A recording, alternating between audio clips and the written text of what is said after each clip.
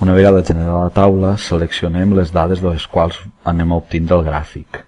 Seleccionem tot excepte la fila de les mitjanes. Sí que hem de seleccionar la fila dels títols per a que faci de capçalera dels gràfics. Premem el botonet de l'assistent per a gràfics i ens eixirà una finestra que és el primer pas d'aquest assistent per a gràfics. I darrere tenim un exemple de com va quedar-nos el gràfic. Dins de l'assistent per a gràfics, el primer que hem de fer és seleccionar quin tipus de gràfic volem. En aquest cas és columna i línia. Columna per a les precipitacions i la línia per a les temperatures. Fem clic al botó següent i ara ens demana l'interval de dades que ja, com l'hem seleccionat abans, doncs ja el tenim bé. Aquestes línies tenen que estar seleccionades perquè la primera fila són les etiquetes i la primera columna, que és la dels mesos, ha d'anar com a etiquetes de l'eix de les X. Fem clic a següent i ara veiem ahir que la primera sèrie de dades és la temperatura i l'altra són les precipitacions. Però si veiem el gràfic, ens ha eixit al revés. La temperatura ens ha eixit en barres i la precipitació en línies. Fem clic ahí baix per a canviar l'ordre i aleshores ara ho tenim bé. Tenim la temperatura sí en línies i les precipitacions en barres.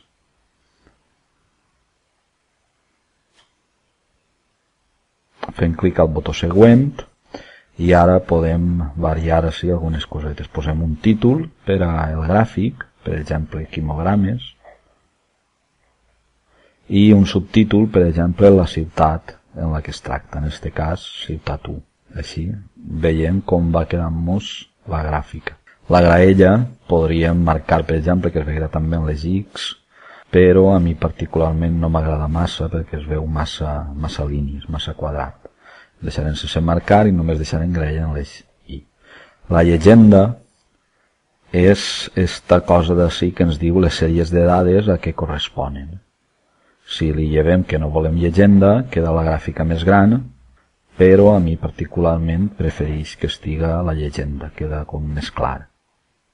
Per acabar ja fem clic al botó finalitza i ja tindríem la nostra gràfica més o menys acabada. Faltaria donar-li una miqueta de format. Si jo selecciono damunt, m'ixen uns marcadors de color verd, que vol dir que jo puc moure la posició d'aquest gràfic o canviar-li també el seu tamany. Anem a fer-lo més gran i ahí tenim el gràfic ja més grandet. Si faig doble clic, els marcadors canvien a negre, de verd que eren abans a negre. I això vol dir que estic dins del gràfic i puc canviar-li les coses a aquest gràfic. Per exemple, fent clic a la línia i li canviem el seu color i el seu gruix, la posem en roig. Fem clic a les barres, anem a propietats de les barres i també canviem el color de l'àrea. D'aquest blau que teníem, que l'havia canviat abans, vaig a posar-li un cian clar que queda com més d'aigua. Al principi el gràfic era de color taronja, però jo, no es veu en el vídeo, l'havia canviat amb color blau. També anem a fer que les barres vagin referides a l'eix I secundari, que és este que veieu així. Entonces tindrem les precipitacions a la dreta i les temperatures en l'eix I normal a l'esquerra. Això d'ací és l'espaiat entre les barres, que anem a posar-lo a 0 i desapareixerà aquest espai entre les barres. Més o menys quedaria així. Així tenim l'eix I secundari, que va les precipitacions, i este és l'eix I primari, que són la temperatura, la gràfica roja. Una altra cosa que podem fer és canviar l'escala d'eixos eixos. Anem a l'etiqueta escala i llevem el seu màxim. Per canviar-lo, llevem el botonet d'automàtic i posem una temperatura de, per exemple, màxima de 45 graus. Una miqueta molt de calor, però bueno. Aleshores veiem com la gràfica nostra de les temperatures ha baixat una mica, perquè clar, va referida a un màxim de 45 graus. També podem fer el mateix en les precipitacions. Seleccionem l'eix I secundari, fem clic a les propietats i canviem el seu màxim a aquestes precipitacions, per exemple. Tenim que posar uns màxims del màxim que tinguem en les ciutats que anem a comparar. Ara podem canviar una miqueta, donar-li una miqueta de format a lo que són els títols. posem una lletra més gran, per exemple pel títol principal, i fem el mateix per al títol secundari. Posem també en negreta i un tamany més gran del que n'hi ha. Vale?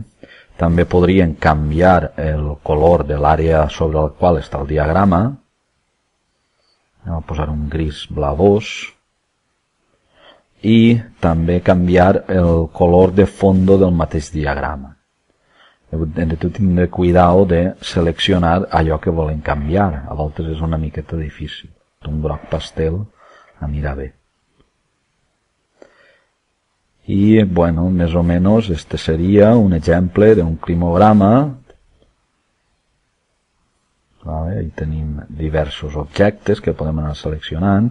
Per exemple, en l'eix de les X podríem fer això, és canviar les seues etiquetes, inclinar-les una miqueta i serien així.